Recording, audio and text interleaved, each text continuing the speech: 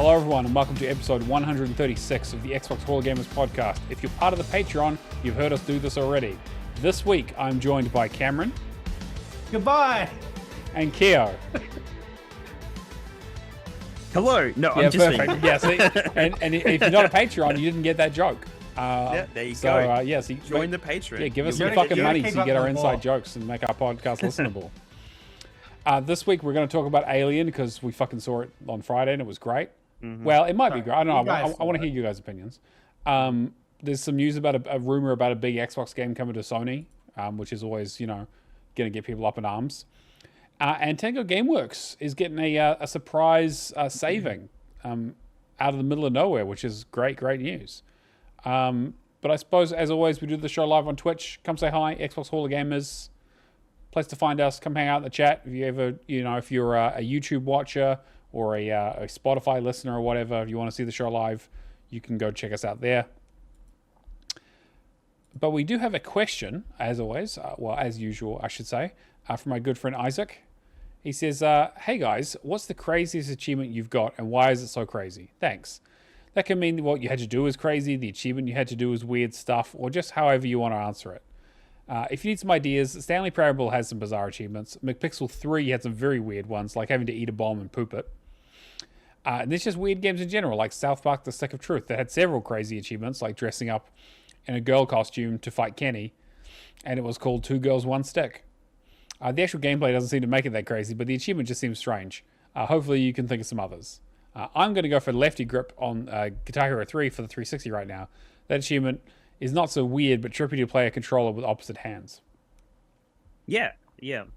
I actually have a hot tip there if you're having trouble with that one. What you want to do is you want to play the game looking into the mirror. So face the screen facing the mirror, and then look into the mirror to play it, and you'll play it exactly like you're playing it normal. I really wish I had like a good song reference that I could do there about like Man in the Mirror or something, Oh yeah. Yeah, no, that's actually a brilliant Mirror idea. Mirror is touring in Australia this year. I don't know who that is. They play Hayloft. It's I'll show you after this. All right, I'm down. Amazing song. This is similar to a question we had a few weeks ago about like the most like unique achievements. We talked a bit about like White Knight and the kind of interesting stuff that people do with achievements, but One popped in my head because he was talking about South Park before. It's the token experience. that's the one that came into my mind too, actually, which is actually like a very funny, clever achievement. Those kind of achievements that what I was saying for the patrons and that before is like the kind of achievements that break the mold on what you expect achievement hunting to do are the stuff that I like the most. Yeah. Thank you, Admiral. Token experience is a great one, or the Tolkien experience, as it were, actually. If you're, Shit. they're gonna have to go. I still love the fact that what they do. They like edited all the Paramount episodes prior to be like Tolkien. They changed the subtitle names for a lot of the episodes, not all of them, but a bunch of them. Yeah, right. I don't know, we kind of talked about this a couple of weeks ago, but like most achievements are quite boring intentionally because they're not a huge focus for developers and they just kind of feel like they have to check a box in a lot of ways or make some movie reference. There's a Ghostbusters reference when you're fighting poltergeists or something, Oh yeah. How many references like use the same achievement name because it's based on a movie? Yeah. I don't mind cultural references though, like when they. I'm fine with it, right? But how many times can you, how many times do you see like Make My Day or whatever when you have to kill certain people with like 44 Magnum? Like how many like Dirty Harry lines do they reference? How many? Yeah. I don't know. It's. There was something that I was playing recently that had a few of them. I think Shadow Warrior 3 does. Yeah. Shadow Warrior 3 is pretty good for that. I don't know. Like it's hard to think about anything recently that really interested me in terms of like crazy. Like McPixel 3 is a great example of a game that's just fucking insane. And I really enjoy getting the achievements for them. Yeah. I normally, with the achievements, kind of go as much as possible, like, towards earning something the long way that makes it crazy when so many people have, like, a trick to do it really, really quickly. Sure. Like, for example, the No Man's Sky one, where it's, like, getting to the center of the galaxy. I jumped the fuck out of the galaxies, just doing it over and over and over again for hours, just to see how close I could get. And before I finally caved and then jumped into somebody's world to actually do it. Yeah. Like for example, also, spoiler for what I've been playing, which is what I've been playing for the last few weeks, right? It's Diablo 4. I'm trying to go for killing Lilith solo by building my gear up to make it crazier than it needs to be. When there are so many ways that you can just jump in and just do it really quickly with someone. So, yeah. The game that kind of springs to mind of like crazy stuff is Saints Row, right? Like that's one of like I've been playing Saints Row recently. I've been thinking about the series a little bit as a whole, but the achievements for a lot of those games are relatively straightforward. You know, it's complete all the missions, do all the side hustles, you know, buy something from every store, finish the scavenger hunt. Well, there is one of it's like you get a weapon that is a gun that shoots a boxing glove. And you have to destroy a vehicle with it. Like, there's like kind of little stuff like that, but nothing that was really interesting or made me laugh a lot. There was one for getting pulled out of a car by a pedestrian, which is pretty funny. I don't know. It's like, yeah, like a lot of achievements are like kind of like interesting. Like sometimes the names are funny. Sometimes, I don't know. Yeah. It is really tricky, that one. I'm taking this question as like goes against what you'd usually expect like gameplay to traditionally be. Sure. I mean, there's crazy stuff in terms of like, you know, Lasso Master of Halo. Or like like crazy difficult or just like insane requirements. Yeah. Sure. Like The Witness. Yeah, actually, it's a good point. Yeah, that last achievement for The Witness is kind of a crazy one. Yeah. Like I'm having a look through now just to get ideas. Like you're thinking like Mine Laban's crazy difficult in terms of like permadeath mode. Yep.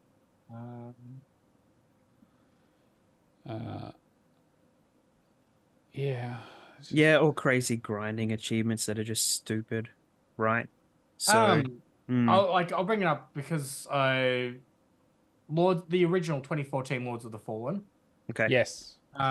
Crazy in terms of doing each boss fight with a specific method. It's kind of, I think it's a really interesting idea and like something you didn't really see in Souls. Well, you saw a little bit in Souls games where it's like to get a certain weapon, you know, cut off a tail or do a certain thing within the fight. I mean, Remnant's kind of done the same. Yeah, they definitely took that idea. Yeah, and I'd really like to do what's the game? The other one that makes you do the whole run without armor. Or whatever it is. What's that called? Yeah, I have that. Mortal Shell. Yeah, I have that in my Actually, I know a proper answer for this one because it doesn't limit to Xbox. The craziest achievements that I've got are through Instagram because Instagram has its own achievement system. That's horrific. So my job as a social media manager allows me to get achievements managing a popular mobile app. That's just gamification of the end of the world, really. That's no good can come of that. Well, all social media platforms having achievements. Yeah. Agree. Yeah. Yeah, I mean, I really should have done Flappy Goat before coming on today. In Goat Simulator. I mean, another like cultural reference though, like Flappy Bird is such a crazy story of how. Man, like mobile game development has seen some really weird highs and lows. For sure, yeah. It's real test bed for a lot of stuff that really either stuck around and ruined the games industry or died a death. And now, like the whole freemium model and all that on mobiles is just crazy. Yeah, I mean, in theory, if I'd started the Metal Gear Peace Walker. Like, wait until old mate dies. Is it in three, or is it? I think it's in 3. Metal Gear Solid 3. Yeah, if I'd actually played Metal Gear Solid 3, and waited a legit year for old mate Sniper to actually die, I would have naturally gotten that achievement by now because I haven't gone back to the game yet. But the end boss fight. You don't have to wait a year. You don't have to wait like a week. But still, you have to something like that. Yeah. Such a fucking the most Kojima thing in the world to just be like, yeah, if you leave the game for too long, the man just dies, and but you don't get a special sniper rifle if you kill him that way. So, something to think about. I'm just trying to see if any other games jump out at me, just like in terms of creativity. Yeah, I'm kind of going through my completed list and being like, no, that was kind of boring. That was kind of boring. Yeah, pretty much. That's exactly what I'm doing, and I'm just like, I don't know. Human Fall Flat usually has a couple of fun achievements in each level. Like, I like the creativity there, where it's like there's an achievement for finishing the level, but pretty much every other one is like for doing something within that level that's a bit unusual. Yeah.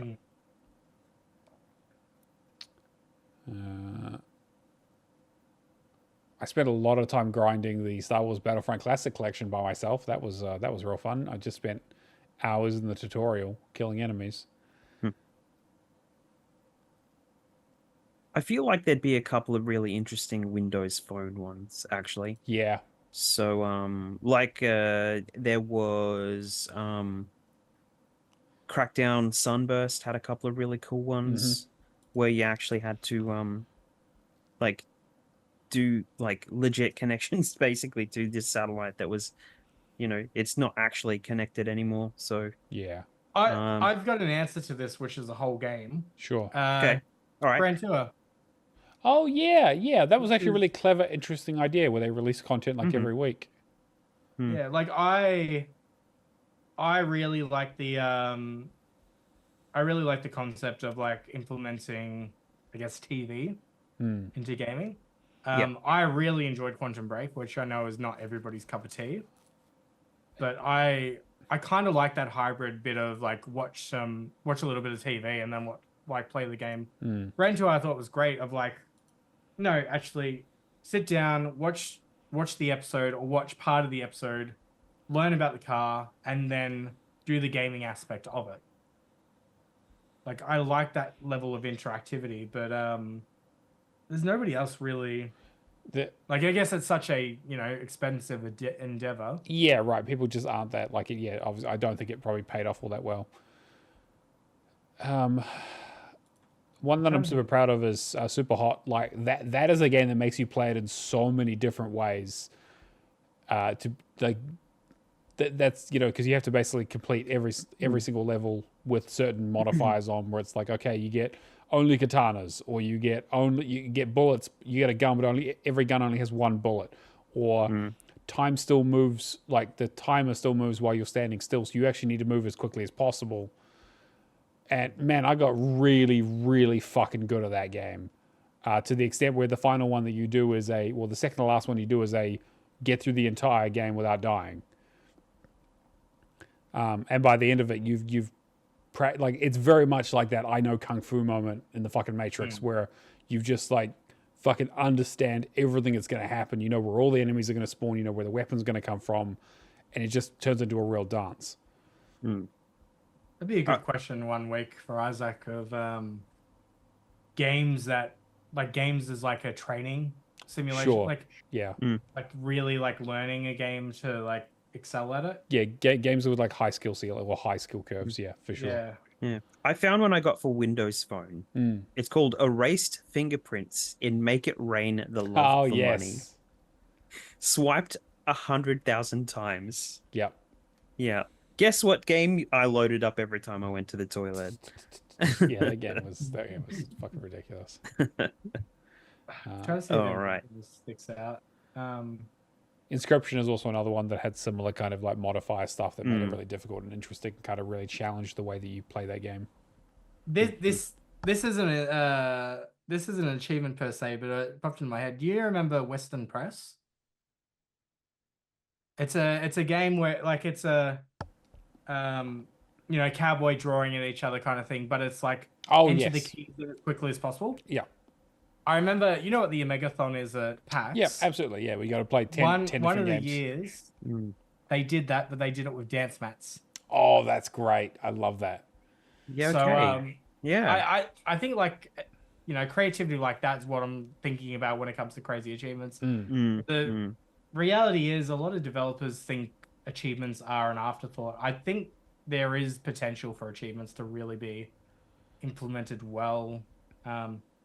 And I mean, I'll talk about Creatures of Ava and the TA article about the achievements a little bit later.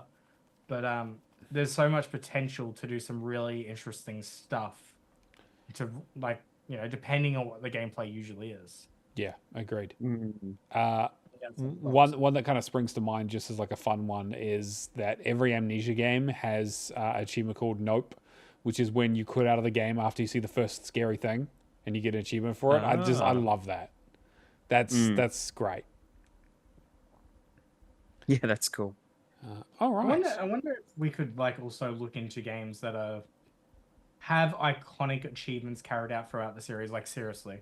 Yeah, or references to previous ones or similar kind of threads. Yeah, for sure. Like Dead Rising is a good example of that. They always have a big kill number on their zombie genocider achievements. Yeah.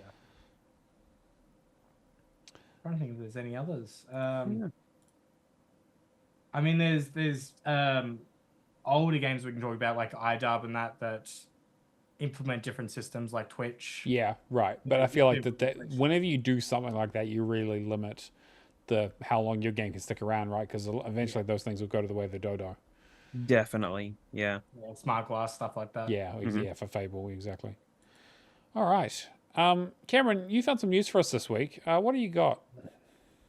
All right, so the first thing up is Microsoft could announce another big Xbox game for PlayStation soon.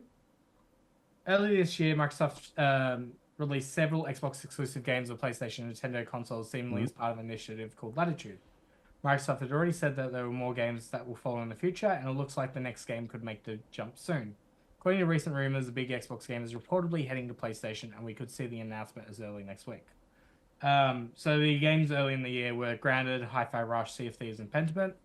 I'm not sure if we've seen anything in regards to numbers or how well those did on other. We heard about them beforehand. They were like the top ones for pre-orders on the stores before they got released on the PlayStation Store. Yeah. But I don't know if we heard anything beyond that. I think Sea of Thieves did really well on PlayStation, from what I heard. That doesn't surprise me. Yeah. But that's pretty much it. Many fans have voiced their concerns about Microsoft's decision to take some of the catalog to PlayStation and Nintendo. Phil Spencer has already said that other Xbox exclusives will make the jump. So pretty much from this, the major rumor going around at the moment that Forza Horizon 5 was going to be the one that makes the jump next. They have just been updating it. Yeah. However, Jez Corden did come out and say that Forza wouldn't be the case, but he doesn't know for sure which game will be, other than the fact that Microsoft will announce something next week. Other one that got announced was Doom: The Dark Ages is coming to PS5 as well, but the company is yet to reveal any of the other games being prepared for a move. There's also been rumors about Halo Combat Evolved being remastered with plans to launch it on PS5, and Microsoft is reportedly eyeing up Age of Empires 2 Definitive Edition, Age of Mythology Retold, and Senya's Saga Hellblade 2 for other consoles, but it's all speculation until Microsoft officially reveals its plans. Also got Gamescom coming up next week, so that's probably going to be the place that they do make such an announcement. I'm sure we will probably get a whole bunch of announcements coming from Gamescom. I hope so. Yeah, I think things are looking a little quiet at the moment, and I think people are kind of holding their breath a bit. We are kind of in a bit of a weird spot with this week because there's nothing really we don't know about that they haven't already said about Gamescom already. I mean, we've had a few game announcements this week from third-party devs.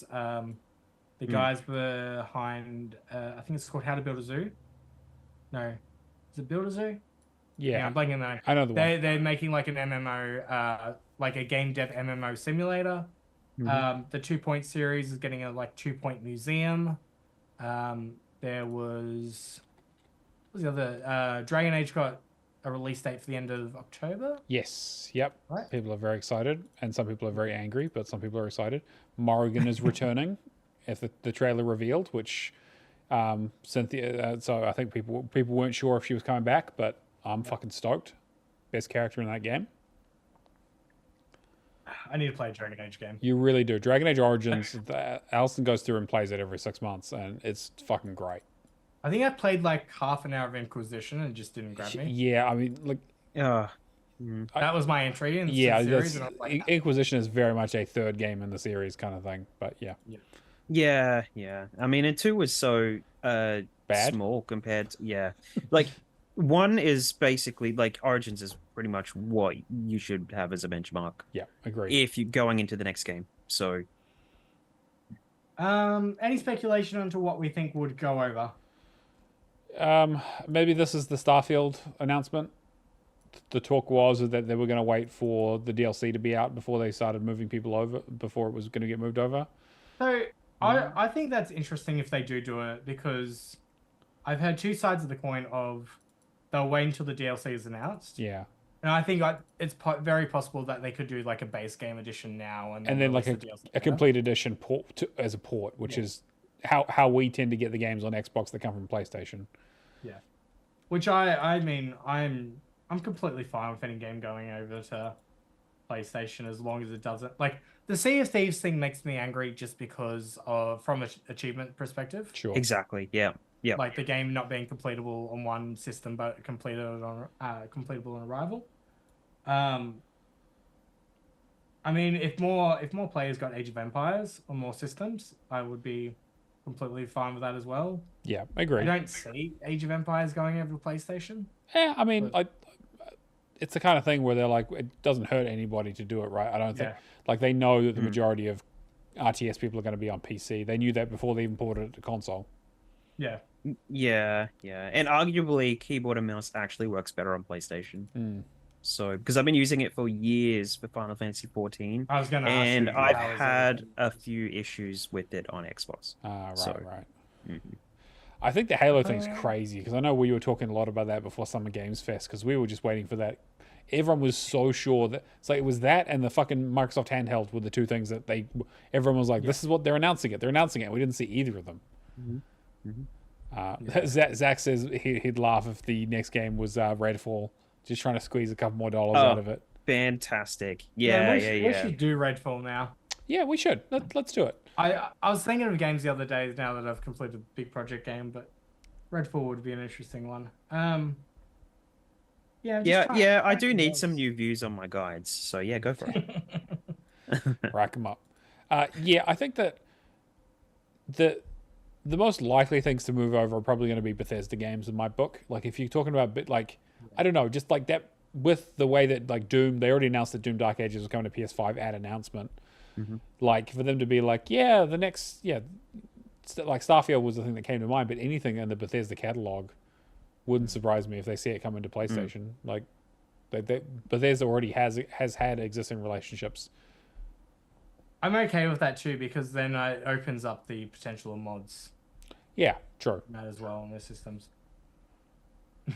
Guys, no, seriously, imagine. But I guess we'll wait with bated breath. But yeah, I think you're right, Cameron. I mean, with Gamescom starting next week, that's probably where we'll hear what's kind of going to be going on for the rest of the year, both on the PlayStation and Xbox side of things. All right, let's jump to the next story. Yep. Surprising everyone this week, Tango Gameworks and Hi-Fi Rush got snapped up from Xbox from a surprise acquisition by none other than the PUBG, Battlegrounds, and Callisto Protocol publisher Krafton. I was very surprised with this, because this is good news. This is good news. Good news was not on my bingo card for 2024 at all. To start with, this is fantastic. This is great news. I hope. Well, I hope it's good news. I mean, I'm not gonna. Okay. Yeah, I don't know. All right. So, what if they were given the task of doing the next Callisto Protocol? The interesting thing is they acquired Tango. They acquired. They were like, okay, now we want Callisto Protocol 2 to have a really good rhythm melee section. Yes, exactly. No, don't turn this into a bad thing. No. I mean, this all but confirms that they are interested in developing a sequel for. Yeah, that's 100%. That's 100% how this conversation would have come about, right? Yeah, because they were already talking about internally pitching Hi-Fi Rush 2, and I guess Microsoft just wasn't interested. Yeah. And Hi-Fi Rush 2 will be part of the PUBG universe, like Callisto Protocol was originally. Yeah, exactly. Who was the game director for Hi-Fi Rush? I'm trying to think of his name. I'm pretty sure he was involved in this still. Oh, really? Okay, well that would make sense. I think I saw an article about that, but don't hold me to that. Yeah. All right. Krafton released the news in a press release announcing it was an exciting moment for the company's global expansion and its first significant investment in the Japanese video game market. The one thing I was discussing at work was it's very interesting when a South Korean publisher acquires a Japanese studio. Difference of opinions. There's a lot of there's a lot of threads to pull on that. I don't know how many of them I want to do live on a podcast, but yep, there's definitely. But yeah, I'm very interested to see how this goes.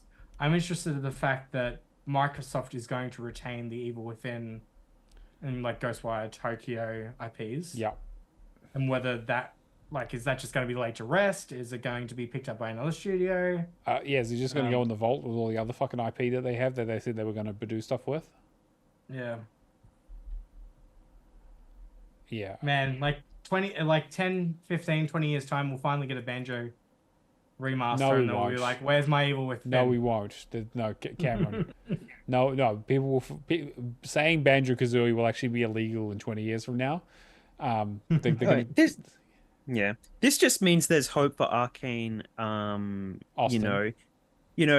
Arcane Austin. Let's just revive Redfall. Do Redfall 2. Look, if they want to do a Prey 2, I'm all fucking about it. Oh, they need to get bought up for that. The problem with Austin though was a leadership issue. Well, yeah, there's a lot of and also the game was bad. Yeah, but it was bad because of a leadership issue. Whereas in Hi-Fi Rush was a game that succeeded. It won awards. It did well. It's the same. It's the same as Rollerdrome and that being shut down. Award-winning studios getting shaft. What was the meme I saw? The straight to jail meme. Yes. Make a horrible video game, fired. Make a award-winning successful video game, also fired. Believe it or not, also fired. Yeah, we kind of talked about it when it was announced. There's kind of a no-win situation for Tango, but apparently they figured out the third option. They managed to get acquired. I'm really curious to see.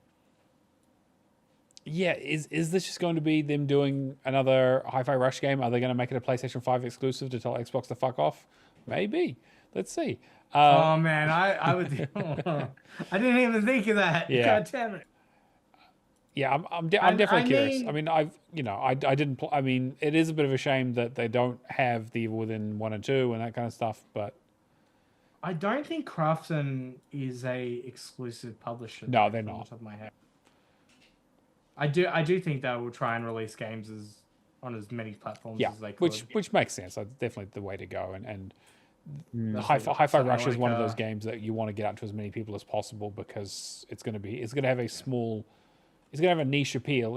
I'm sure a second game will be highly regarded, but it's still, we're not talking Call of Duty numbers here. We're not talking even Final Fantasy numbers here. We're talking indie AA production style. Yeah, I mean, well, we are looking at other kind of stuff that they have under their belt, they did Terra.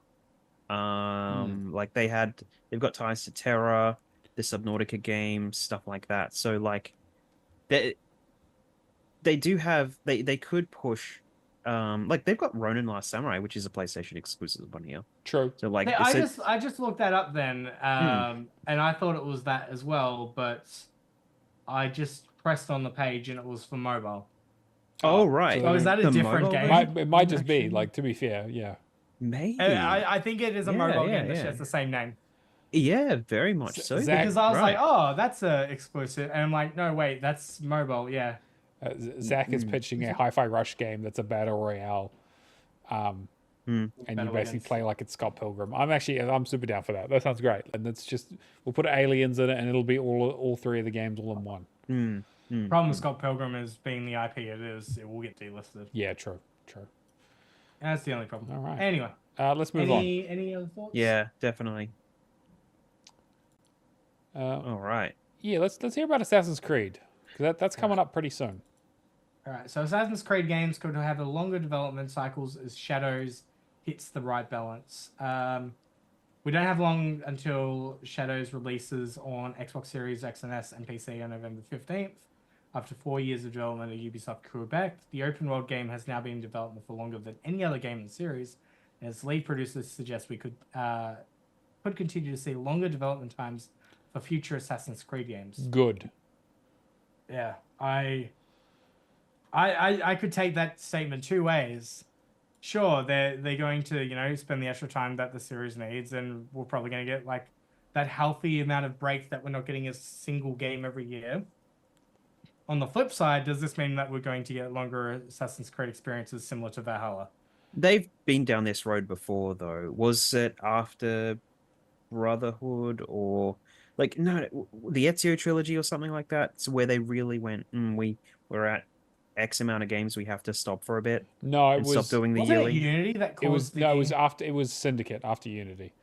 Because that's when they changed to the new system. Because they released a new Assassin's Creed game every year from 2007.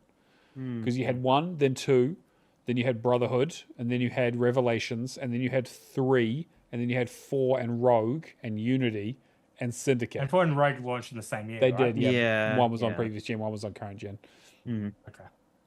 Like, that was an insane period of time where they were putting out a new Assassin's Creed every single year. Well, they had Liberation as well. Yeah, that's what I was going to say. They also side stuff as well that they did for like PSP and it was Yeah. So yeah, they took a big break. Well, not a big break, but they definitely took a break from it to do. It took a year. I think they took an extra year to do Origins, and then Odyssey came out the following year, and then Valhalla the year after.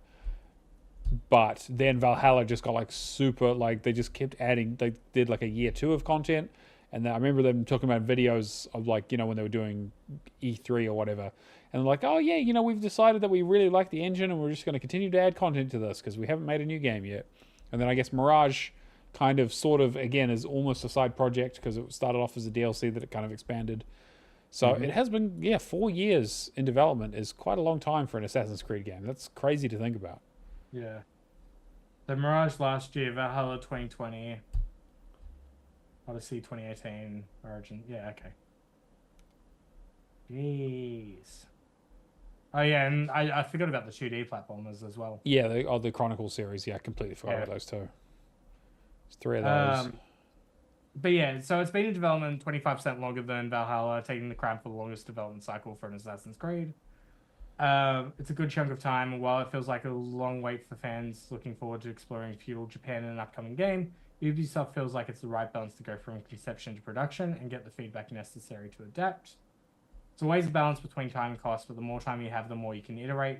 Yes, you can put more people on a project and do it in a shorter time, but that doesn't give you more time to iterate, because it takes time to get feedback from your players and your team. Ubisoft is trying to create a game that is as authentic as possible, which takes time. Each time an Assassin's Creed game pivots to a new setting, region, or time period, the team needs to learn how to represent that new style. I mean, with the Japanese stuff, yeah. I mean, yes, sure. They've got a bit of feedback on that. But they've also been like, it's not supposed to be representative of fiction. It's like, it's fiction. It's not, so they kind of feel like they want to have their cake and eat it too. Yeah. Ubisoft also visits the country they're trying to represent to ensure the games are authentic as possible. And Ubisoft visits Japan led to design changes. We made some forest space on the Greece landscape for Odyssey, but when we went, we noticed it was very different to what we'd done, and we had to change it. You don't necessarily find that stuff out when doing historical research. There are some of the small things that are very important because you get a better sense of the dimensions of the building, the culture, the monuments, the shrines that are still standing today. It is important to represent all that correctly. Yeah, I'm interested to play Shadows, especially with Ubisoft Plus. I think that's probably going to be the best jumping point to get into the game. But are you guys excited for Shadows, or? I'm curious. I'm cautiously unoptimistic. I don't know. Ubisoft have made a lot of mistakes over the years, but they've had a few good games recently. And I really liked Mirage. Mirage was a really nice step. I liked most of Mirage for the most part. I think it was maybe a little bit soulless, but I think that like narratively speaking? Yeah, narratively I think it was pretty weak. which you know, like.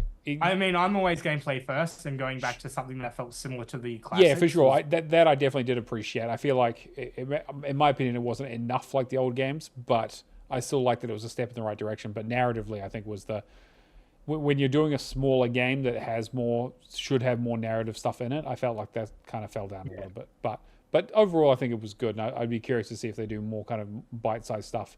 And again, we've talked about in the past where this is going to fall on the Mirage to Valhalla continuum in terms of like scope. Yeah, I definitely think that they could do stuff like, you know, the side-scrolling stuff like Russia and China and things like that again. I think a little bit to kind of fill the gaps very, very easily. This is not going to be a day one for me at all. I'm way too far behind on my Assassin's Creed knowledge to really feel like I, you know, could jump on it. But they would get me if this goes into full stealth mode and they start doing some you know, some stealthy shit, then maybe some proper stealthy stuff, then I would be in. So we need Australian Assassin's Creed, or like, this ain't a knife, this is a knife. Australian Assassin's Creed, it's like, well, I don't have anything to jump off of because I have to go through this desert for a while. Oh man, it would be Assassin's Creed 3 all over. Exactly. I started the remaster for that, for something fun to do, and I was like, man, this is not a great game. Assassin's Creed Stingray. Crikey! Oh, all right. What else you got, Cameron? Let's speed through the rest. All right. So Game Bar's the next Xbox feature to become handheld friendly. Microsoft's currently testing compact mode for the Xbox Game Bar Windows. Yet another feature to improve the Xbox experience on handheld devices. I'm not sure about you guys. Ever since I got my new PC, I've been playing a lot of Xbox games on PC, and the experience is a lot better than what it was previously. Yeah, it's been pretty good for me so far. Yeah, pretty good. Yeah, honestly, that game bar, the Xbox app in mobile mode should be the standard for PC. They don't have to do the other version, I don't think, but it is good that they've got both. But yeah, it would be nice to see some updates with this to really streamline it, but it's got to work better. Like, how many times do I have to start an Xbox party on PC and actually have to work out my audio every single time? I can hear somebody, they can't hear me, I can't hear them. Classic. So me and Keita the other day was like, let's play some Call of Duty, get some zombies out of the way. Yeah. And then we tried joining the party. We couldn't hear each other. After 10 to 15 minutes, I'm just like, all right, screw it. We're going to play Diablo 4. Yeah. So I loaded up Call of Duty, and they split everything into packages, and I needed to re-download everything. And then the Xbox party wasn't working, so I got my old Xbox headset to actually play with a party through the Xbox instead. But yeah. So Game Bar has been a mess for a very long time, and I'm sure they'll probably cut a couple of features out, and then eventually work them back in, like your screenshots and all that kind of stuff. But overall, the Game Bar itself has a lot of features. It is just very broken up. You can turn, little tabs on and off and just have what you want on the screen, but it's too taxing. Yeah. They kind of tried to go the route of the Steam overlay, and I just don't think they implemented it nearly as well, unfortunately. Not much to be said there, although, again, this has kind of ignited some more rumors about handheld Xbox stuff. I don't think it's got anything to do with Xbox handheld. It's just the fact that we've got we've got Steam Decks, we've got ROG Eyes. Yeah. It's an emerging market that Microsoft would be wise to get in now before it's already exploding. Yeah. So Cameron, you have experience with the ROG. What's the Game Bar like on that? I haven't tested. I'll be honest, I haven't played my Ally for quite a few months now. I probably should get back to it. But it's one of those things that I haven't had to recently travel. So why play on my Ally when I can play something that has a 4070 in it? Yeah, exactly. It's very much has its own sort of use case, but good when you're on the road for a few days and need. Yeah, like I kind of wish I'd had one while I was away this week. Would have been nice, but then again, I barely had time to play games at all this week. So, especially these other two stories quick? Yeah, let's just quickly smash these. This next one is kind of we hear this every, like I think you said in the intro, we see this every 3 months. Yeah. So Fallout New Vegas director says he would lead a new Fallout game if granted creative freedom. TLDR, somebody just give Josh Sawyer access to like a New Vegas 2. Yeah. This is all we need. So let's just get him. Let's get him that team that made Fallout London that everyone loved, and then just he can do his own thing. They're forming their own studio. Yeah, which is great. 100% fully support that. Yeah. Because I think they gave it out for free on GOG. Yeah, because they can't charge for it obviously because it's like hosting the servers and all that. They got actually speaking of that because I'm probably not going to any other chance to bring it up. They got the actual Speaker of the House from the UK Parliament to be a voice actor in the game, which I think is amazing. Wow. Yeah. Okay. Nobody better to do the voice than the man himself. Yeah, it'd be great if we could maybe get something like that on the Xbox. I'd love to play it because I've been hearing really, really good things about it. Not much else to the story other than any project to do with what we were doing. What are the boundaries? What am I allowed to do and not allowed to do when it comes to the series? I think of the any IP, especially one I worked with before. What do I want to do this time that I wasn't able to do last time? Yeah, it's way too close to like a season 2 of the Fallout show to really be allowed to do anything with it at the moment, though. Yeah, with something like Vegas 2. Season 2 of that show is definitely going to be very New Vegas heavy. Or at least you would assume. Anyway. Yeah, I mean, yeah. If it exists, yes. Yeah. All right, moving on. Let's talk about Aliens. So did you guys see the film? What do you think? I haven't seen the film yet. All right, Cameron? I saw it last night. I saw it last night as well. Yep. I was down in Wellington, and Char saw it as well. Char really, really enjoyed it. Kia, what did you think? I actually thought it was a fantastic return to form for the first, for fans of the first film. Yeah. And especially for fans of Alien Isolation. Yes. So kind of bringing those two together. Yeah. So there's so much of, I mean, like, be like, oh, there's so much of Alien Isolation in this Alien movie, the thing that inspired Alien Isolation. Like, it's like kind of cyclical thing, but it really did feel like if they released a game companion to this game, I would play the fuck out of it. Oh yeah. So I absolutely loved all of the content they released after Alien Isolation, like the comics related to it, the books related to it, like all that side content that kind of came up from that. With this, they've totally taken certain liberties to kind of link it back to Prometheus and Covenant, which, granted, some of it was just there to fill those gaps, and there could have been elements that could have been better if they did it differently. But I thought it was great. I thought it was fantastic, actually, for like a Alien horror fan. So I also couldn't believe it was only 2 hours long because it felt like they crammed a lot of movie. Oh man, yeah. Anyway, Cameron, you found it. The reason we're talking about Alien is that there is an interesting tie-in with the latest movie with Alien. Yeah, so apparently there is an Alien Isolation Easter egg with the film, and I wanted to see if you guys spotted it. I didn't spot it. But I kind of noticed it, but I didn't tie it back to Alien Isolation. There were a couple of places in the movie where it felt like Alien Isolation to me, where it really took those connections. But I would say I wouldn't have spotted it. There was just like a feeling of Alien Isolation while I was watching it. It felt like it. So. So maybe that was me subconsciously picking up on the Easter eggs, but yeah. So Alvarez, the director, revealed to Games Radar Plus that that he played Alien Isolation while filming Don't Breathe, inspired him to make a horror film as terrifying as the atmospheric first-person horror game. Alien Isolation was kind of what made me see that Alien could truly be terrifying and done well today. Yep. That's why at the time I was like, fuck, if I could do anything, I'd love to do Alien and scare the audience again with that creature and those environments. I was playing it and realizing how terrifying Alien could be if you take it back to that tone. He wasn't just inspired by the Alien Isolation's tone, he also lifted the game's visual clues to build suspense and dread for moviegoers. As Games Radar Plus notes, Alien Isolation has not so safe save points in the form of emergency phone.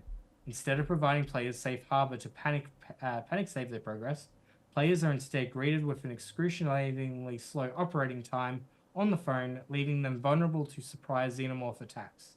In layman's terms, whenever phones appear in Alien Isolation, gamers reflexively sit forward in their chairs in fear of something untoward happening to their virtual person. The movie is set up in a way that every time something bad is about to happen, you will see a phone. In the game, every time you knew there would be a phone, you go, fuck, I'm about to go into some really bad set piece. Yep. It's the same thing here. You'll see they're planted strategically throughout the film. When you see the phone, it's like brace for impact. Yeah, and there's a few parts. I mean, again, I don't want to give any spoilers, but there's a hangar scene where they're talking on the phone and things go badly, or trying to talk on the phone. Yeah. Oh man, fuck yeah! Movie was really good, but yeah. In terms of the rating of the series, I think it's the third highest rated. I mean, it's not as good as the first two. Like, yeah, it never. I mean, the first two are the best, aren't they? Yeah. Alien and Aliens are masterpieces in their own right. I prefer that this is much more similar to Alien than Aliens, so that it has a little bit of Aliens in there. Definitely. But again, Alien Isolation was very much that way too. Like, it was very much based on the first movie and that vibe, but with the expanded universe of the second. I would love another Alien Isolation game, or another Alien game in that same vein. Yeah. So there was there's speculation going on at the moment that there might potentially be an Alien Isolation 2. But until there's an actual, I don't know, if we saw anything, it would be at Gamescom, but until we actually see proof of it, then yeah, I would say hold our breath. There was some leak apparently about there being some VR thing and some remaster or something. Because it has VR been remaster Alien. It just sounds too good to be true. It does, but it's like it's been 10 years, which is crazy to think about. Because that game, I still think about it. It's like it looked and played so well for a game that was cross generational. But I don't think Alien. How were their sales from memory? I think it did pretty well, but not amazing. Yeah. That was Creative Assembly, which is weird to think about. The guys who do the Total War games. Yeah, totally. Yeah. But then Creative also were working on that other. Yes, I can't remember what. Hyenas. It's like Battleborn kind of looking. Hyenas, the one that got cancelled. Yeah, that's it. Yeah. So I don't know. I don't even know who would make one of those games anymore, to be honest. Yeah. All right. Well, let's get into Game Pass updates. Cameron, we're still kind of waiting a little bit. Yeah. Look, I'm gonna say it. It's probably gonna be Gamescom news. Typically we see these kind of announcements around Tuesday. I would say if we don't see anything Tuesday, Gamescom's going to be Wednesday or so Gamescom, it will probably be like Thursday our time. Yeah. Because then you'll have Wednesday over in Germany and that. So that's when I would probably start to speculate seeing stuff. Hopefully it is Tuesday and we get a few announcements, but yeah, we'll see how it goes. Stuff that's recently came out, we've had Creatures of Ava, Crash Bandicoot, Insane Trilogy, Doom 1 and 2. Madden NFL 25 got a 10-hour free trial through Game Pass Ultimate. Yeah. We've got Mafia Definitive Edition also having a PC stack now. And then Core Keeper is coming out the 27th. And we should see Super Tale of the Stolen Potato sometime this month. I also want to point out Doom 1 and 2, the Xbox One versions got delisted of the separate games. However, you can still actually play it through Game Pass. It's a little bit tricky. They made it really, really hard to find. The best way is I actually found it through True Achievements, the TA links for the Xbox One for Doom 1 and 2.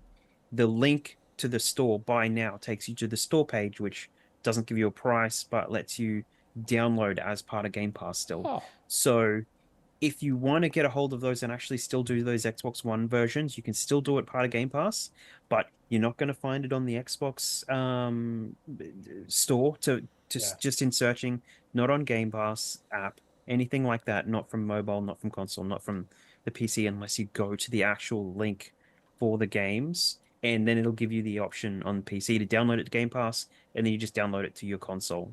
You tell it where to download to. So it's a hot tip. Really difficult to find. The other 2 games I was going to stay for the start of September as well. Star Trocker September 3rd and Age of Mythology Retold September 4th, which is my most anticipated game at the moment. Blitz through that. Yeah, we don't know what's leaving, so hopefully we'll find out in the next few days. Yeah, it is a bit weird. I'm wondering if, like you said, maybe we're looking for shadow drops or close to shadow drops in the next week or two, because we usually know at least a week or two ahead of time what's coming out for the next few weeks. The other thing I'm speculating too, these games that are announcing like new iterations or sequels and that, maybe the original comes to Game Pass. Oh yeah, could be. Yeah, that would make some sense. Could be like advertising for sequels. True. Yeah. Hopefully we get the leaving list soon, because I'm very curious what might be on there. I mean, Doom 1 and 2 was that way because they got that complete physical edition, right? Yeah, I think so. Yeah. With like the new content. there was like a collector's edition that had like 5 games. I want to say. The Slayers collection that also got delisted, but yeah, you can get it physically, but I believe their code's in the box. Oh, yeah, like there was a new physical collection though that like this kind of ties in terms of advertising. Oh, really? Right? Okay. Yeah. Okay. Announced. I want to say. I haven't seen anything about that, but yeah. Okay. Yeah. I'll have to look it up again. We're also continuing our monthly theme. This one is almost there, same as last month, where we're basically trying to complete games that we're 80% of the way through. Cameron is not participating because apparently all his games are too fucking hard or something. What? No, I did one. No, you didn't. No, so actually, you know what? I did. Let me have a look at the games I've been playing. I did 1. I did 2. I went back to a game that I had like 20% of the achievements. That doesn't count. That's not 80%. I mean, look. If I don't have a whole lot of 80%, then I go back to. All right. Well then, Cameron, how about you tell us about what you've been playing? Then we'll just transition straight into it. All right. I'll start off with the bat. We'll talk about Doom 1 and 2 because I did that. With the new list, it is incredibly easy because you have access to the cheats. I use the PC version where you just use the till key, which is that wavy little line. You've got God just does God mode. You've got no clip, you can clip through walls, and you've got give all with a space will give you all the weapons. Those 3 cheat codes there will pretty much get you through and exit level, all is one word, I believe. That will get you most of the achievements pretty quickly. The only thing I struggled with was there is 23 unique enemies you have to defeat in the game. I would use the particular achievement guide for that on TA just to like clean up at the very end. Because I was like stuck at 22 and I couldn't think of it, and I was bouncing around levels trying to find the last one. Pretty good time, just 2 to 3 hours of classic Doom. Again, what do you expect? But really easy in terms of completion and pretty decent TA. I think it was still above. I think Quake was the same way, so I'm assuming it'll probably hover at a higher than expected amount. I think people who just jumped in, played like a level, and then. Yeah, I've done the same thing. I jumped up on PC and did like the last level of Doom or something like that because I've played them a million times, so I just loaded it up on PC just to play it with mouse and keyboard. So. I'll go into Flintlock. So I've been playing quite a bit of Flintlock. I cleaned it up last weekend. Unfortunately, the biggest problem I have with this game is the materials do not respawn. So I ended up completing most of the game, having 4 achievements left for leveling my, blunt weapon, normal weapon, secondary pistol or something, all to like the final level. I didn't have enough materials to it, so I had to do a new game. I played up until the end of the 2nd level, collecting as many materials as I did. I leveled up 1 item, I quit out, rinse and repeated. The only problem I have with this game is it's a relatively light Souls-like. The only problem is just that respawn materials dampens the experience quite a bit. Yeah. Like I could have saved 10 hours and it's a real surprise that enemies don't drop the materials. Like I feel like that's a no-brainer, right? Like even fucking Dark Souls does that. I'm fine with them not dropping the materials, but then it needs to be a case of materials respawn after a certain amount of time. Or, yeah, I agreed. The fact that there's maps around for collecting all of them, but not enough materials in the game to get your weapons all like it seems like one of those kind of games of, if you wanted to collect everything, you should be able to upgrade everything to the final level. Yeah. You shouldn't be stressing about that. Does it have a new game plus, like No. like a rollover? No, it doesn't, which is weird because it feels like this game was kind of made for it. Yeah. Yeah. Like the final enemy, once you defeat the boss in the game, it takes you back to the checkpoint prior. Also, that final boss sucks. Fuck that final boss. Yeah, it was. This I think I got to the point where the boss mechanics are so similar. Yeah, the second phase is the part because I use the magic so heavily. Not having it's real fucking pain. I think by that point I was like, all right, I know the pattern to just smash into him. I got it in like my second or third try. Yeah, it took me a couple tries. I had more difficulty with the first boss actually getting down the pattern of this is what I need to do. But yeah, I highly recommend Flintlock other than those aspects. If you go into it going, all right, I'm not going to upgrade any of my weapons until the very end, and then just do that quit out method, you should be fine. Yeah, I would recommend pick one weapon that you want to upgrade to max, and then save the materials for everything else. So I picked the fire axe, and I was upgraded that to max and used that to just kind of blitz my way through the game, and then everything else I just waited on.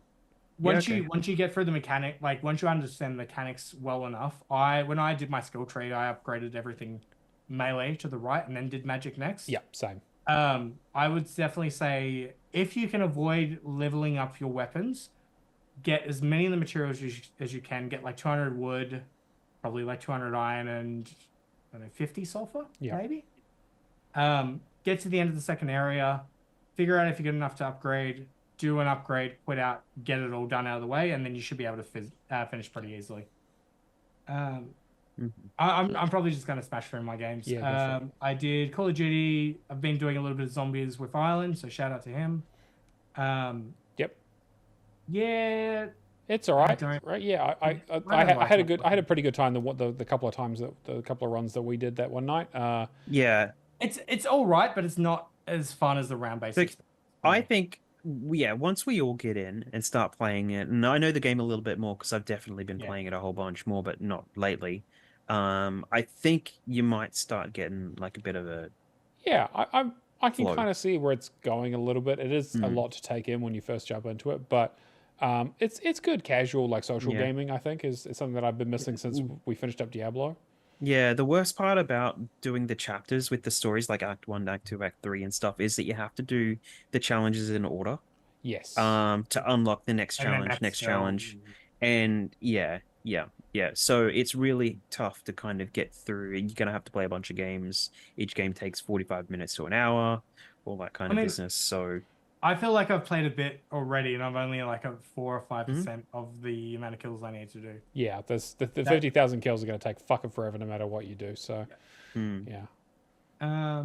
So quick mention of Call of Duty. Also, my because I'm playing on PC, my controller keeps on not fully disconnecting, but it will revert back to mouse, and then it's trying to blend mouse and controller together. Right. So I can't properly look around.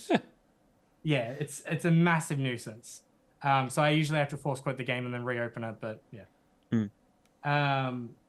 Other than that, I started Creatures. Oh, so actually, I'll talk about Shadow Warrior 3. Did Shadow Warrior 3 before it left Game Pass. I did one playthrough completely blind and then went back and did all the collectibles. Such a funny game. Really good achievement list compared to the other Shadow Warrior stuff.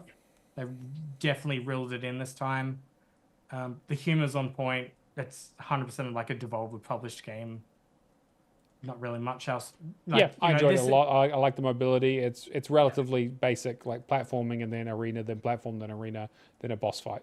It's a solid AA kind of experience. Yeah. It's the same animations for killing enemies and all that, and it does I think the 8-hour point is roughly where you might in kind of be done with it. Yeah. But I think it's a pretty good experience. Started Creatures of Ava today. I'm enjoying it so far, but I am concerned based on reading TA and reading Steam forums that this is going to be a tricky completion in terms of your stuff is going to be highly missable. You're going to have to do clean up of one area entirely, then move on to the next area. There's quite a few bugs and glitches in the game. I haven't experienced anything yet, but judging from TA, this might be one that, like, it's close to an 8.0 ratio. Right. In the Steam forums, okay, so pretty much when you're going through it, you have to do side quests. You have to photo all the people, the world, and photo the creatures, and so side quest that, and then I think there's some other collectibles as well. You have to do that because each area, except for the first area, you can't revisit because it's a narrative feature of the game. A lot of people on Steam have complained about the fact that once you get, like, there's no post-end game. Chapter like, select or anything, yeah. And they refuse to implement it in because it doesn't work with the narrative of the game that they've gone with. That sounds just like a usability thing. That's crazy. Which I think it's a massive middle finger to your fans, because the game feels so far to me like what was that building crafting game that we played not too long ago that came on Game Pass? Yeah, I saw the name of it yesterday. What was that? Building crafting game. You might need to be more specific about that genre. The 4-player one that was really beautiful. You're in Max and you have to do shit. You're in the Max. Lightyear Frontier. Yeah, that's it. It kind of feels like a beautiful, like, alien environment. It feels like a mix between that environment and what was the Journey to the Savage Planet. Right. It yeah. feels like very a hybrid colorful. between Very those kinds of colors and that. Yeah. It's very, very beautiful. The gameplay so far is very fun. You've got enemies that are infected that you've got to, like, cure. You've got like it feels like beautiful landscape mixed with Pokemon Snap, mixed with, like, puzzle solving, and some platforming. Okay. I'm enjoying it so far, but yeah, I'm just worried about the misspells. I think as soon as somebody gets a proper guide out that, you know, you're probably going to have to follow to a T to get it done, and then you're still going to have to worry about the glitches. Yeah, this is the kind of game I'm waiting for a walkthrough for, I think, unfortunately. Yeah. It sucks because it has such good potential. They had the TA article, you know, saying, like, oh, we're, you know, concerned about, you know, what was the wording? Like, you know, we're taking a stock in, like, the thoughts of achievement hunters and that kind of stuff, and it's like, clearly that wasn't the case. I don't know. I'll see how I feel about it next week. Hopefully I can smash through it and do it well. It might be one of those games that just needs, like, you know, a majority playthrough to do most things, and then maybe a cleanup. Yeah. I mean, TA's labeling it as a 20 to 25 hour experience, so we'll just have to see. Other than that, the main game that I've been playing is Lords of the Fallen, the 2024 version. Mm-hmm. I've smashed through a few playthroughs in the last 2 weeks. Me and Stubby finally got the completion. Stubby gave me on Thursday night until 1 a.m. my time, because I was told I did one playthrough the night before, and one of my quests didn't unlock. Yeah. And I think I figured out why it didn't unlock, but I'm like, all right, I'm going to get on Thursday. I'm going to smash that out. And then next week, we're going to do the Iron Man run for Stubby, which is the one life mode. Yeah. For the for the title update. Stubby jumped on, told me, all right, yeah, let's do my Iron Man run. I'm like, all right, cool. As long as you can promise me we finish my list tonight as well, we'll do it. We finished up at like 10:45 on his run. We quickly smashed through everything for mine. He gave me 20 more minutes at 12:40 a.m. And I'm like, I'll try this. The guide on TA, I think, has a mistake in it when it comes to the Iron Wayfarer's quest. There is a point in the story when you get up to Braymus's castle where you go again. You should, if you've done the quest line right, the Iron Wayfarer should have taken the Rune of Adir from you. Then you encounter him, you defeat him, and take the rune back. Now, on an Umbriel run, you need to take it to the Umbriel world and, you need to like give it to the skeleton, and it gives it back as a withered version of that rune, and you use that to open the castle, defeat Sundred, and go back to do the Umbral ending. There's nothing they're saying about going, like, it just says, like, do not use the rune on the castle before it. So everybody assumes that you have to go and defeat Sundred and all that. So what I did instead was not use the Withered rune, went to the place in the Chill Curse, used the rune on the Iron Wayfarer, but I used his dialogue first to complete the quest line, then used it to kill him, grab his armor, completed the game. Oh, okay. So the problem with this game is a lot of the misspells with the quest lines are very like, you know, you do a particular quest line, it locks you out of another one. That's like Dark Souls has a lot of that, but they don't tie achievements to it, which I think is the key thing. You know? I feel like it's just kind of a weird thing for them to do, but like once you've done like a few playthroughs of the game, you understand like where everything fits narratively and like which way you're meant to do stuff. Because I should have been able to get it the other night, but I think straight away, instead of talking to him and completing the final dialogue check, I just killed him with the Withered Rune of Adir. Yeah.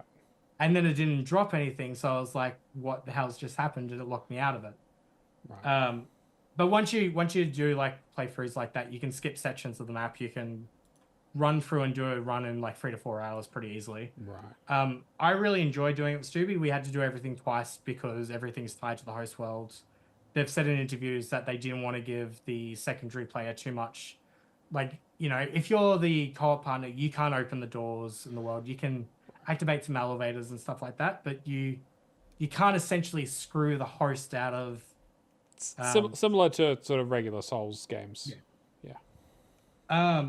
I really enjoyed the world building. I really enjoyed the narrative. If you... do I want to reveal it?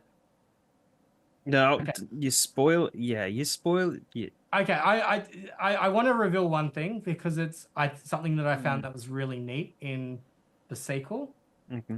The Iron Wayfarer you find out doing his questline is actually the original protagonist from Lords of the Fallen 2014. Oh, okay, interesting. Yeah, I barely remember how that game ended because it was a long time. I've been going, I completed Lords of the Fallen 2023, and the first thing I went was, I know 2014 was meant to be like the bare bones of like Souls games. The only people doing it at the time was From Software. Yeah. This was like one of the first major ones that started to do it. I went back to it. I did 3 bosses yesterday. I don't mind it. Like, it very much feels like Warhammer mixed with, like visually speaking. Sure. Mixed with a Souls game. Yeah. But everything feels very heavy and clunky and slow. But I'm enjoying Lords of the Fallen 2014 now, knowing the story from 2023. Okay. Because the story from 2014 is all about like the worshippers of Adir and that god and all that, from what I've played so far. Whereas in 2023 adds that aspect of it where you've got Adir, you've got the Radiant God, and you've also got the putrid, I think the putrid mother is the Umbriel god, and like how they all tie together and the different endings and everything. I'm really pumped for 2026. I think it is a great game. If anybody wants a head start to make it easier, it just ends up becoming like, all right, doing quests in the right way, understanding the map. The map took me like 3 or 4 runs to fully make sense of. But yeah, it's a good experience. I decided I want to go and clean up Lords of the Fallen 2014 because of it. Sweet. And I might give it a go. Completely different games, but yeah. Cool. Be nice if Lords of the Fallen 2014 had co-op. Yeah, well, for sure. Yeah, exactly. I'm sure. Yeah. Yeah. But yeah, that's pretty much all I've been playing. I will just quickly go through my list because it's very small. So Modern Warfare 3, played a little bit with you, Cameron. Yeah, we're going to be spending a lot of time on that, I guess, because 50,000 zombies ain't going to kill themselves. Apparently, the end of Act 1, there is a way to make the zombies like continuously spawn. Oh, okay. But with it, you've got that 45 minute time limit. So yeah. Also, for my nearly there game, I went back and finished up as much as I can of Forza Motorsport 2. So I spent quite a bit of time with Drag Frame and Cobra Todd, and we've just been grinding the online. Finally got enough to buy all the vehicles, got the online 1 million credits. So I spent quite a few hours driving around that fucking Nissan Speedway, 75 laps an hour each time. And then the last thing I had to do was get the time trial target time on every race, which most of them are relatively straightforward. It took me a few tries for a couple of them. But man, that Nürburgring one at the end fucking sucks. It mostly, like, it's not that hard of a race to get a good time on, but the fact that the race is 7 minutes long means that you can fuck up in minute 5 and be like, well, guess I'm fucking restarting this. I managed it with 2 seconds to go, and that only worked out for me because I had a 5-second penalty. So I actually managed 7 seconds to go, but I went off track just a little bit. A huge thank you to Dragframe who's in the chat. I'm not sure if you've got it done yet, Drag, but we'll smash it out the rest of it if you haven't done it with Todd already. Now that I'm back. No. The question I need to ask is, while Drag is here, being the Forza Horizon 5 completionists that we are, eliminate a win. I've also been, because I spent so much time doing the endurance races, I would put the endurance race on the 360 and then switch over to the Xbox and try the Eliminator. And I had a couple of good runs, actually. I managed to get like a level 8 car and got to, I think I got down to like the top 10. And then I was like, cool, I'm doing real great. And then I immediately got challenged by a level 10 who immediately wiped me out. And I was like, wow, that's just fucking heartbreaking. I have still been working on it slowly but surely. That is the top of my almost there list because there's literally one achievement left. And then the other thing that I've been playing, again, I've been away this week, so it's mostly just over the weekend before last weekend. But I started the Crash trilogy as I said I would, now that Jake has challenged me to it. And I'm having a great fucking time with this game, all these games. It's so weirdly nostalgic in that I remember almost every level of these games. And I remember them looking like they do now, similar to how I felt when I played Spyro. I know people complained about the jumping mechanics and how they changed some of the physics, which they definitely did a little bit, which is a bit unfortunate. But overall, I'm having a really, really good time with it. I know I'm already bumping up against the difficult parts, which are the time trials. But for a progress check-in, I have 65 of the 77 achievements so far. Oh, nice. I've got all the achievements in Crash Bandicoot 3. So that's all the gems, all the relics. And I even got the special extra gem that you get for getting all the relics up to gold, which I never did as a kid. One's the most difficult one, right? One is definitely the most difficult. Two is medium, and then 3 is the easiest. I've got all of the gems in 2. I've got all the collectibles in 2. I just need to do the time trials, and I've made a start at them, but they are quite difficult. So that's going to be quite tricky. And then for Crash Bandicoot 1, I'm about halfway through the 3rd island, which is the last island. So I'm going to try and complete the story there. There's more backtracking in that to get the gems, because a lot of the color gems are for earlier levels to get even the regular gems. So there's going to be a little bit more work to do there. And then the time trials for that are going to be very rough, especially the steep climb, the bonus extra hard level that they added as DLC, which is an achievement for getting all the boxes or getting the gem for, and then also getting a gold relic in, which is going to be quite tough. Yes. So, yeah, but I'm having a really good time. It is frustrating as fuck. It is very much a frustrating platformer, but I love the visuals, I love the style, and it's been a real joy to go back and play. Like Crash Bandicoot 1 was the very first game I ever played, and so this has just been like a real blast of the past for me. Yeah, nice. Yeah. Jake has already been talking shit, though, so I better make sure I finish it before he does. Oh, yeah, definitely. So when you finish this, you gonna go back to Kingdom Hearts? Yeah, actually, I'm trying to decide which one. I might do kick back to Kingdom Hearts 3, actually, now that I actually picked it up in the most recent sale. I've been wanting to do it, but then I kind of don't want to be the only person doing that series. It's a big investment. So much. Yeah. But you need a project now that Lords is done, though. Yes, yeah, that's kind of where I'm sitting at, where I'm kind of looking around being like, okay, what should I maybe put some more time into? All right, Kia, sorry, what have you been working on? Well, actually, on Crash Bandicoot, I did load that up and check it out. It is a crisp looking game. Yeah. It looks fucking On amazing. PC Like they too, it looks really, the frame really rate is worked on actually it. pretty good because it's not capped at 30. Yeah. The only achievement I unlocked, so quite opposite to you, I just loaded it up, played through the first level, just kind of fooled around a little bit. So I only got the spin doctor, which is spin an enemy into another enemy twice. Yeah, classic. But I think I kind of identified the problem with the jumping, and you can kind of see it in that first level where Crash really does exist, like in his like on a 2D plane kind of. Yeah. So moving forward, using it's almost better to use the D-pad because the using the joystick just overcompensates way too much. Yeah. Yeah. So from what The I can tell, Z-axis stuff is kind of a bit weird. just don't use the joystick. And I had that first level, I had a lot better of experience just using the D-pad, like the classic game. So and yeah, and it brought back so much nostalgia. It was so good. Yeah. Mm. That's all I did with Crash Bandicoot though. What I had been doing is kind of carrying on with some of the Xbox 360 kind of shutdown stuff, like the store shutdown, where I downloaded basically everything that I purchased in that period leading up to it closing down, and I loaded up, which I need to do with Zach actually. He's in chat. Mortal Kombat Arcade Collection, which was just I was doing the multiplayer achievements with Death Jester, so just kicking through that. It was just do like a match online or something, or play a match, win a match, or something like that. I think we had to win a match. So we did that. So that's really easy. We kind of got a weird experience playing a game called Puzzle Arcade.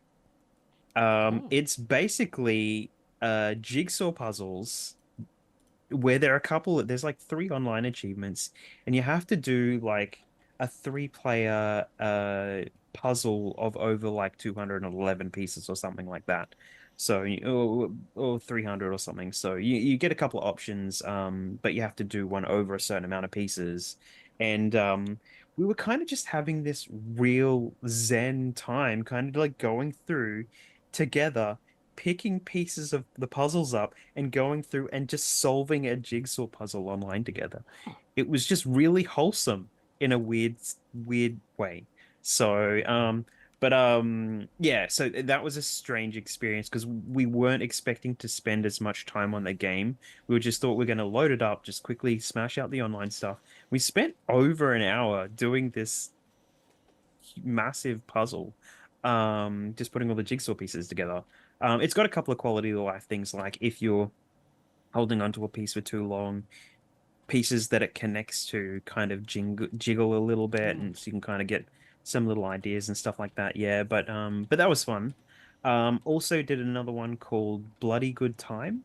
So we did the multiplayer stuff for that. So it's another one that got discounted in the sales. The creator of this has only done a couple of games, but originally we kind of worked out he did some mods for like Team Fortress and stuff like that. And this one kind of shows through because it's based on a bunch of players, like actors basically, doing scenes from movies.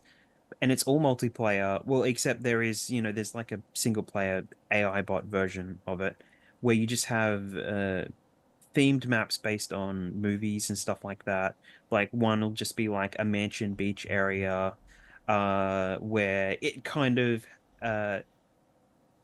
has small roguelike elements as well. Like you're playing multiplayer, but you basically have a tracker for eating, sleeping, and shitting. Okay, yep. So like you can only ever have 2 stats maxed out at the same time. You can either sit down and eat some food, or you can sit down, eat some food, you can sleep, or you can sit on one of the various toilets around the map. So and yeah, it's a first person shooter. Yeah, like I'm shooter just style. looking at the Steam page Yeah. for this. It looks I'm looking at insane. it. Yeah. I'm like, this was published by Ubisoft? Yeah, it was. Yeah. So and very much just like a Team Fortress mod kind of Right, like thing. okay. So and you just have silly things like you got stereotypical characters and stuff like that that are actually quite charming when you look at the way that the models work and stuff like that. And if your statistics for if you wait too long to go to the toilet, you just get a constant stream of the character making uncomfortable sounds and fart sounds Oh my the whole time. Oh my So like god. so the stats really play into it. But the online achievements were just stuff. It was kind of like there's like 12 rounds in hunt mode or whatever, and actually and there's like an elimination mode, and they all kind of have their own modes in that kind of change as you go through it. Elimination, I think, was the worst because it had stuff like hunt, and it had stuff um like there with the 12 rounds through the whole thing, there were certain modes that would only show up at the end, but there was a mode that you had to do which was like hold the trophy. It's like an Emmy award kind of trophy for like 60 seconds. Mm-hmm. But that turned out to be one of the very last modes that kind of popped up, so it was like a rarer mode. We got it the first time we did it. It was the last of the 12 rounds, so we had to sit through 12 rounds of waiting 3-4 minutes at a time to get that. And then the second time we got it, I got it after like round 10 or something. So, but it is very interesting, just has some really weird um stereotypical kind of stuff thrown in there that just kind of like you can see the potential of how this would be a really, really great game. But it just there's no way possibly that this would have legs at all. Yeah, this kind of reminds me of like when you like back when you had games like Time Splitters, and then you had something that was like, oh yeah, we're gonna do like a multiplayer mode for like the what was that for the South Park game on the N64 or whatever. And it's like, oh, we need to do like a wacky multiplayer, crazy thing. Yeah.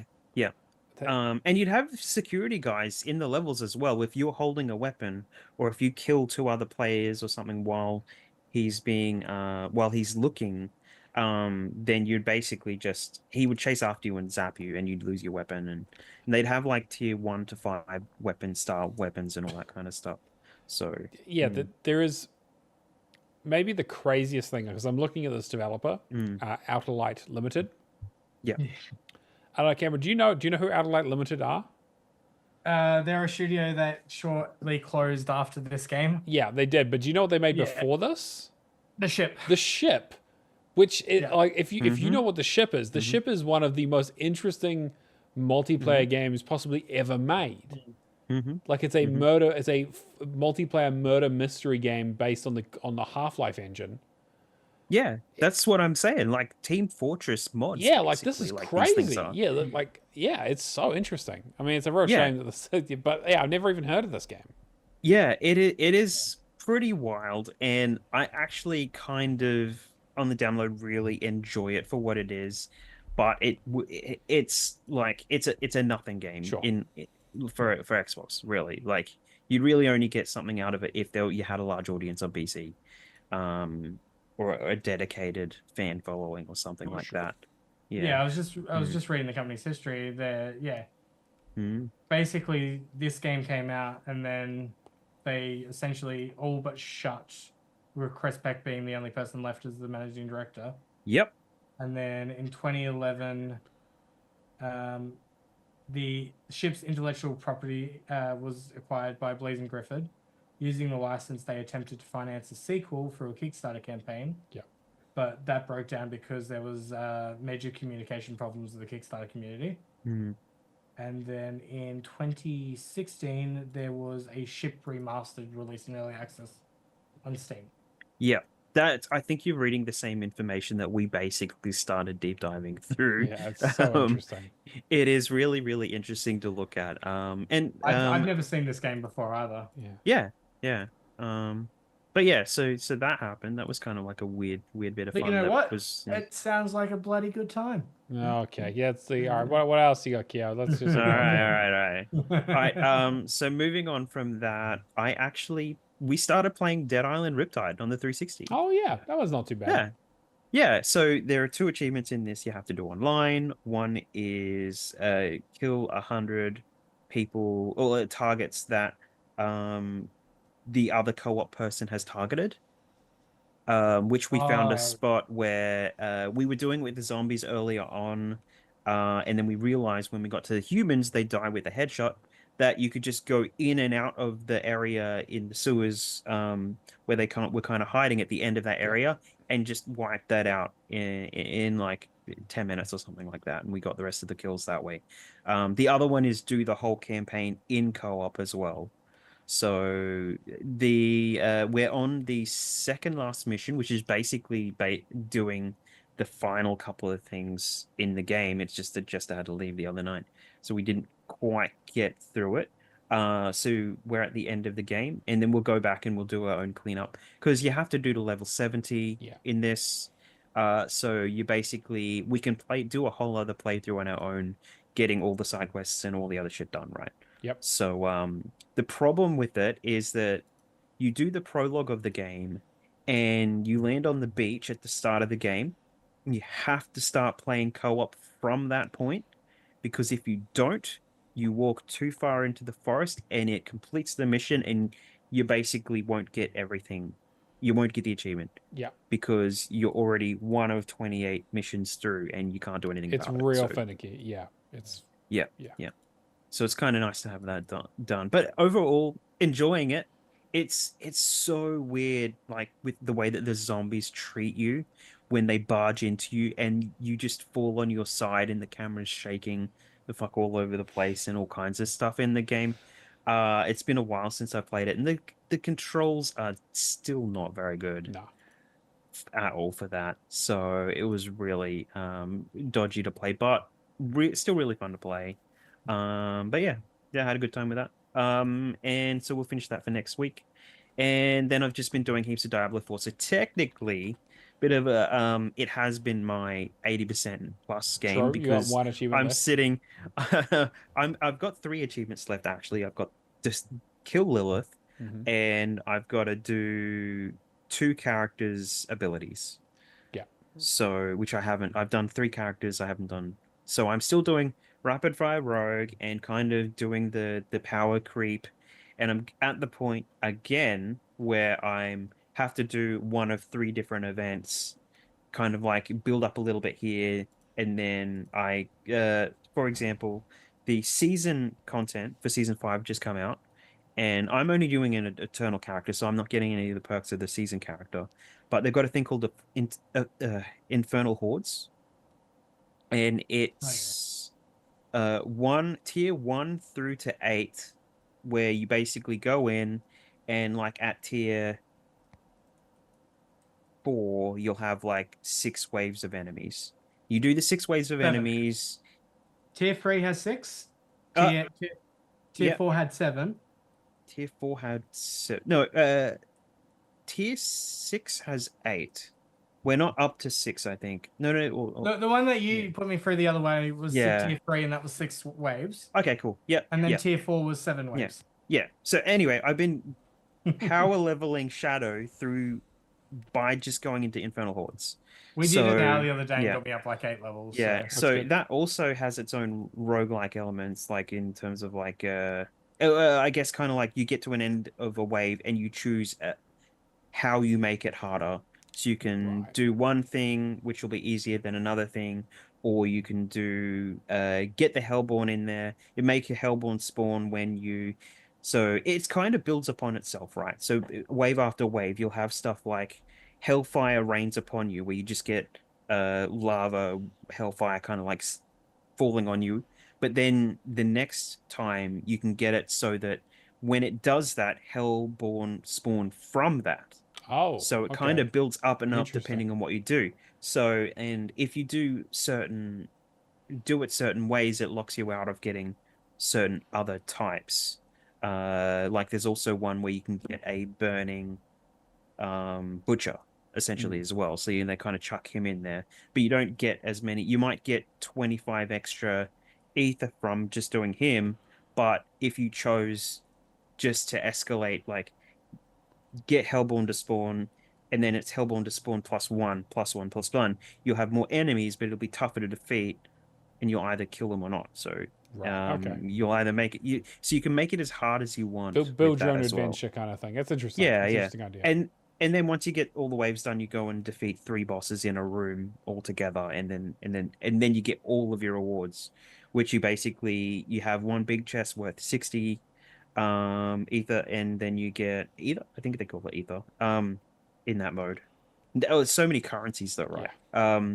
So you have one big chest worth 60, and then you'll have one that's worth 20, which basically you'll get like 300 to 600 per run, like doing all the waves, right? Of the currency. So you can open like a bunch of chests that just have weapons, or you can open a bunch that just have like gems and hearts and all that kind of stuff in it as well. Or you can just cash out and get everything in cash. So cool. It's like just dump the rest of whatever it is and just get cash for it. So it's like 60, 20, 20, or just whatever into cash. So so I've also been doing with that the up to, I think I'm level 89 in the pit solo. Jeez. So it's getting really deep. Like some of the higher level people are doing like up to 145 in the pit and stuff like that. Right. So it's getting, but I've masterworked everything up to like level 9 out of 12. And I'm at the point where I have to go into the pit to get more of the resources to up my gear even more for another power creep, so I can do higher levels of the infernal hordes to get easier access. So if I do more of that, then I'll have easier access to better, easier resources. Yep. So I kind of have to jump around the abilities and stuff like that. But one of the best things that they did with they've done a lot of quality changes in this. They've made it so that when you go and do do the dungeon bosses where you have to give them resources to spawn it, you can just stay in there now and just over and over and over spawn the bosses rather than having to instead of having to and leave and come back, and then and it's so much better because I've just had a ton of resources to get stuff. So but yeah, so I'll keep going with that, and Great. Maybe be done in the next week. You going to be picking up the expansion day one, or what are you thinking? I'm waiting to see what happens when the achievements. If we get achievements drop for it, sure, yeah, I could totally just get the standard version. Of that, and I'd be fine with it because I'm actually actively playing it. Sure. But the problem that I have is like if they're going to do that with the expansion, they need to add extra the content needs to be substantial, right? Yeah. It can't just be like I think it was in the Diablo 3 where they added Reaper of Souls and it was basically do the story. I mean, wasn't it just a new class? It was a new class and they added a chapter. Yeah. So, which, they re-released the game as a full edition on 360. And so, like, if they substantially add content to it, it's worth it. But if they're just doing it for a story and we're doing the same in-game shit, then maybe not. All right. So, but I mean, if they add achievements, that'll be the decider. If they don't, we probably won't bother. Yeah, fair enough. So, yeah. That's about it. I'm pretty done with that. So, all right. We've got our leaderboard. So this week in third place we have Martel with 11,985. We have Thrash Forever with 15,520. And creeping back up to the top, we've got Mephisto for the win with 18,875. Been a little while since we've seen him up there. Good job, guys. Yep. Doing the new Vampire Survivors achievement. Yes. Yep. That'll do it. Yeah. Cameron, do you want to read out? Oh, actually, no. Keo, you can do the completions. All right, let's do that. Yeah. Cameron will get you to do the Patreons. Cameron, you got the new stuff. It's fine. Yeah. I'll do this. This is my I just won't do anything. That's fine. That's fine. I can do That's it. fine. All right. Todd finished Forza Motorsport 2, so he got one up on Matt over here. He just because he already had the auction house achievement, he managed to get his done. So along the way, helping Matt out. He did a really solid job to finish that off. He also lost his save file and had to grind shit out. So it's very common with that game, I think, depending on where you put it on the hard drive or how long it's been there, or something goes on with it, right? So Rapture finished Hunt Showdown. I think that was the old version. So he did both, actually. He finished up the old one before it finished, and then it actually auto-popped everything on the new version. Yes, I did see that, because there were 2-minute completions on the new version. So I own the old one physically. I need to see what the go is. It doesn't work anymore, basically. The servers are done. Yeah, but if you own the old one, though, like... You should have access to the new one, Yeah. Try that. Jake finished Deadpool. Bottle of Sharks did Bleach and Shadow Warrior 3 before it left Game Pass. Firehawk did Microbot, which looks interesting. Vex weird 173 little 360 game that I've never heard of. Yeah, I hadn't either, and now I'm kind of like, Vex 173 did Little Gator Game. L4D Pills Here did Bear With Me, and Stupidoo did Lords of the Fallen with Shadow. Nice work. Cool. Nice one. We've also got the word challenge, everyone's favorite competition, where I come up with a game and you go on our Discord and guess what the game is. Each week I give away a clue, and if you get the game right, a GIF usually pops up, but the bot's been fucking broken, so sometimes it's just a static image, but whatever. You win $20 New Zealand, comes right out of the Patreon budget, so a huge thanks to our Patrons for helping pay for this. But the first clue I gave, that the sequel to this game is on Xbox. The second clue is that the servers of this game are closed. So you can probably infer that this game had an online community at some point. And that's it. I want to see some guesses in the channel. Someone other than Isaac guessing. I know there were a few other people umming and ahhing in the channel recently. So get in there. You get one guess per hour. I'll guess it. Go for it. I'll take it. Go for it. But before you do that, Cameron, let's read off the Patreon since you're so busy. All right. I want to say thank you to McNulty, Left the Legacy, Maysage, Mick11 Legend, Mark B, Old Nate Clown, Cavalier 07, Hackapone, Kung Fu Skills, Happy Moogles, Admiral Awesome, Mad Lefty, Natalator, Mikhail KV, and Lee Howard.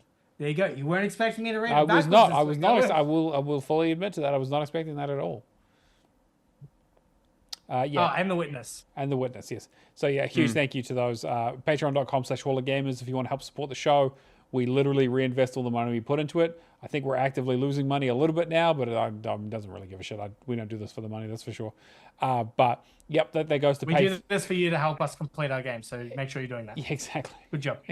But yeah, that money goes right into paying for like Zoom, the yearly Zoom fees, so we can do these hosting on Buzzsprout, so we can put the podcast out in audio form, and for paying for things like the word challenge and stuff. In return, we do try and make as much behind the scenes content as possible for each episode, if there is behind the scenes content to record, along with the occasional extra show. Any kind of spoiler cast or anything will either be on the Patreon first or indefinitely, depending on what the kind of content is. So if you want extra of us, that's the place to check us out. All right, and that's going to bring us to the end of the show. As always, we do the show live on Twitch. Xbox Hall of Gamers is a place to find us. And we also put this show up on YouTube and on Spotify and every other audio platform known to man. So if you're a video watcher and you want to just listen... Podcasts now. I think Google Podcasts is closed now. Oh, yeah. I don't know what's going on with that. They killed Google Podcasts, I want to say. That doesn't surprise me. Yeah. I mean, it's Google. Yeah, they kill fucking everything. Dead Project is the most successful thing they've ever done. Yeah, so if you want to catch up with us in other forms, you can check us out on your audio platforms. But we do put up the VODs on YouTube if you've missed all the episodes and you want to see our pretty faces and the great thumbnails that Char does. But that's pretty much it. Cameron, you got anything you want to share? Not really at the moment that I can think of. Easy. I know, I'm just been playing games. Yeah, fair enough. I can relate. Keo, I know you've got stuff to promote. Oh, yes, I do. So you can find me at How to Fix Gaming on YouTube. I've been putting up some 360 videos of stuff that's happened after the stores shut down, stuff like that. And I have been streaming on Twitch. So that's still doing the Resident Evil series. I'm at the end of Resident Evil 2. I've just got a little bit to do, like a side B, Leon playthrough and the DLC for Resident Evil 2. And then I'll be on to Resident Evil 3. And it's all good. So catch me Twitch, and even you can. I'm streaming on YouTube as well. That kind of pops up there as well. So, which actually, fun fact, is a better quality, because I think I stream in 1440p generally. It should show up as an option for 1440p on YouTube, where that doesn't happen on Twitch because they don't like giving you bitrate. So, I mean, that's what I hear, is that YouTube has the better technology and Twitch has a community. Yeah. So there's a trade-off. I could look prettier, or you can, actually be part of a community. And I'm Neomaster and everything True Achievements, Xbox and Discord, as always. A huge thank you to my wonderful co-hosts. A huge thank you to Char, who's been moderating in the chat and makes our thumbnails and supports the show from behind the scenes. This has been episode 136. We will catch you guys next week. See you later. Peace out.